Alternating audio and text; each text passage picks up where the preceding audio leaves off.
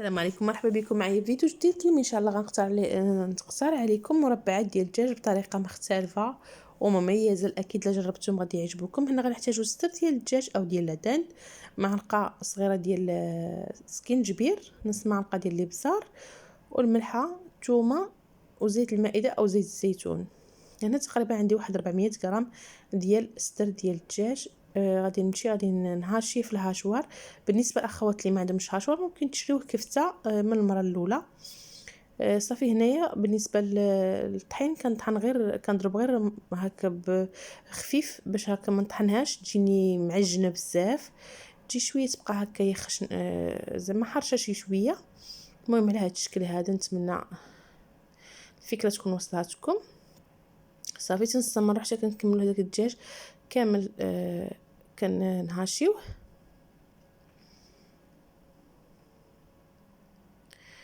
كما كتشوفوا، غير تنضرب غير ضربه هكا باش ما نوركش عليه، باش ما يجينيش كما قلت لكم معجن.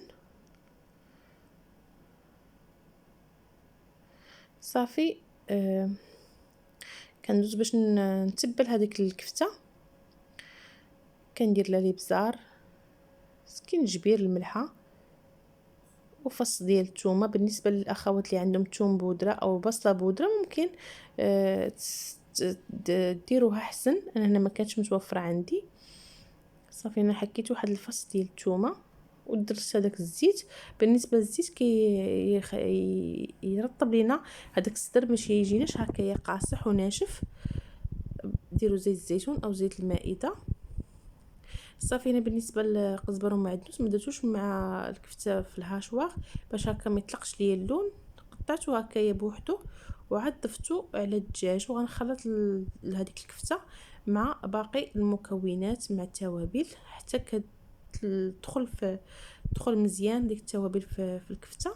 عاد غندوزو نكملوا بقيه التحضير. صافي. هنا تناخذوا سلوفان تنسرحوه على السطح العمل على هذا الشكل، تنقطعوه.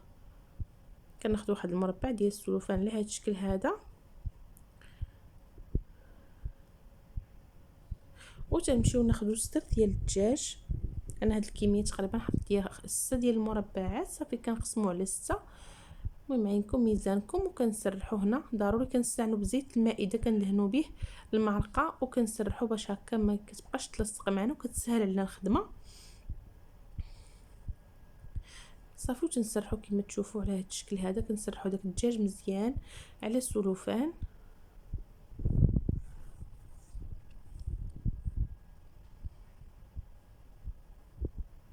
كنبسطوه مزيان وكنبقاو عيننا ميزان. خاص شويه ديال هذا كنزيدوه.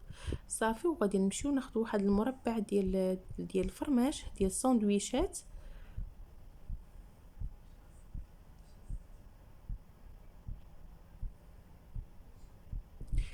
صافي. وتنسرحوه فوق هذاك الدجاج.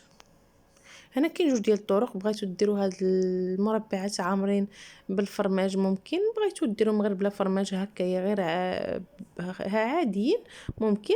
صافي. تمشيو ناخذوا السلوفان لهذا الشكل هذا وتنبداو نجمعوا هذاك الدجاج على هذاك القطعه ديال الفرماج بالاستعانه بالسلوفان.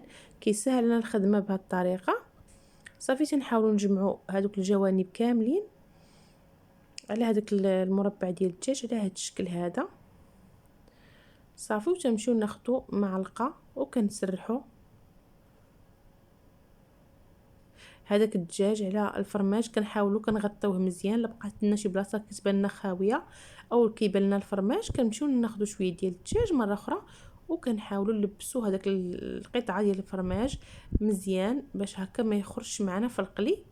صافي. تندوزو تنعاودوا كناخذوا هذيك السلوفان وكنطويوه على هذاك المربع ديال الدجاج وكنخليوه جانبا، وكنحاولوا كنضغطوا بيدينا هكا باش تجي هذيك الدجاج كيتوزع لنا على المربع كامل وكيجي هكا متساوي. صافي. تنخليوه. تندوزو نوريكم الطريقه الاخرى اللي بلا فرماج. صافي. تنسرحوا هذاك السلوفان مره اخرى على سطح العمل لهذا الشكل. طريقه اللي سهله وبسيطه. كما شفتوا غير شويه ديال الدجاج كيحط لكم واحد الكميه كبيره. صافي هنا نفس الشكل اللي غادي نخدموا به اللي ما غنعمروش بالفرماج. كناخذوا نفس الطريقه الدجاج كنسرحوه وكنحاولوا كنطويوه، كنشكلوا مربع وكنطويو داك البلاستيك عليه صافي، وتنخليهم يرتاحوا في الثلاجه مزيان. كيما بقاو في الثلاجه كيما كيقبطوا في راسهم وكيسهلوا لنا الخدمه. كيما خليناهم كيما مزيان. صافي هنا خديت الدقيق الابيض غادي نلبسو مزيان هاد المربعات بالدقيق الابيض. وهنا خديت جوج بيضات طربتهم مع شويه ديال الحليب، تقريبا 2 معالق ديال الحليب. كنطربهم مزيان وكناخذ دوك المربعات كندوزهم في الدقيق الابيض، عاود كندوزهم في البيض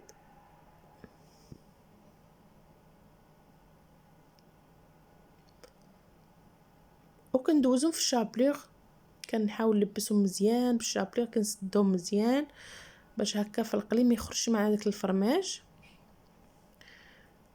صافي تنحاولوا هكايا ندوزو دوك الجوانب ساهمايا باش يشد فيه الشابلور. صافي وتنكملوا نفس العمليه القطعه الاخرى.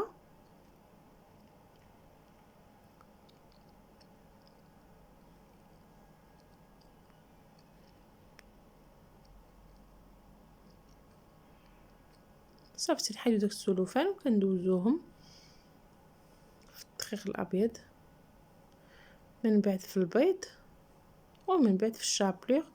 طريقه سهله وبسيطه، واكيد هاد المربعات كيجيو لذاذين ومميزين. ممكن كترافقهم هكا مع سلطه، ممكن ديروا في همبرغر، ممكن ديروهم ساندويشات لوليدات المدرسه. المهم تيجيو رائعين ولذاذين ومختلفين. كيجيو في الهامبرغر رائعين. ان شاء الله غنحضر معكم همبرغر بهم ان شاء الله. صافي كما تشوفوا تنحاولوا نكملوا المربعات كاملين بنفس الطريقه، نحاول نلبسوهم مزيان بداك الشابلور.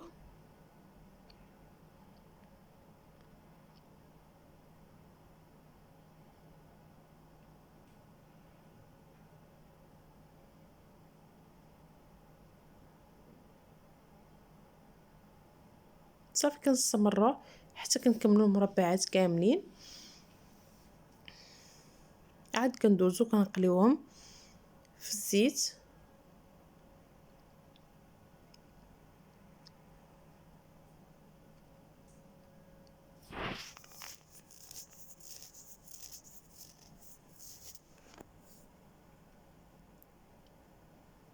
صافي كما نشوفوا كنستمروا بنفس العمليه هذوك المربعات كاملين.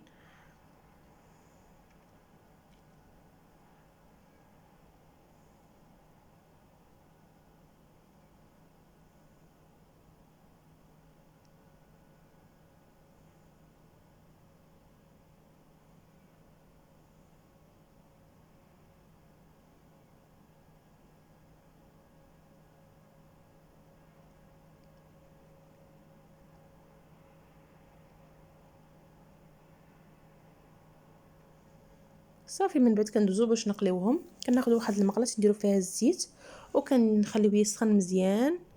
صافي وكنهبطوه لاقل درجه، يعني كنقصوا عليه مزيان وكنخليو دوك المربعات هكا باش يطيبوا يدخل لهم الطياب من الداخل. كنبقاو نقلبوهم، كنحطوهم وكنبقاو نقلبوهم كل مره. ما كنخليهمش كيطيبوا من هاد الجهه وهاد الجهه، لا كنبقاو نقلبوهم حتى كنحسوا بهم انهم طابوا، دخل معاهم الطياب من الداخل وتحمروا معنا. عاد كنحيدوهم. المربعات كما تشوفوا راه كيجيو كبارين. كما قلت لكم الكميه حطيت ليا تقريبا 6 ديال المربعات. صافي هنا كنبقاو كما قلت لكم كنقلبوا فيهم من هنا لهنا حتى كيتحمروا معنا. عاد وكيدخل معهم الطياب.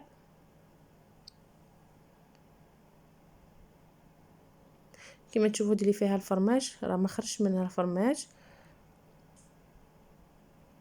صافي غنمشي ندير هذه اللي ما فيهاش الفرماج. كما تشوفوا راه واخا فيها الفرماج ما كيخرج معاه ما والو، كيبقى لداخل.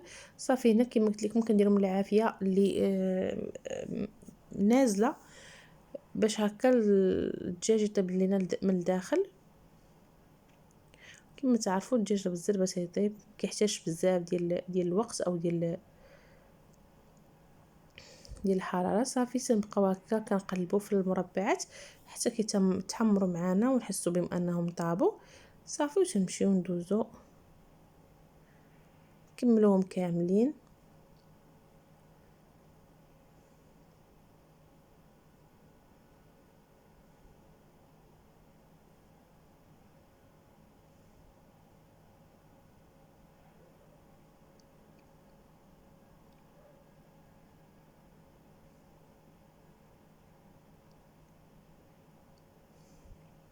صافي من بعد ما كنكملوهم كان هذا هو الشكل النهائي ديالهم.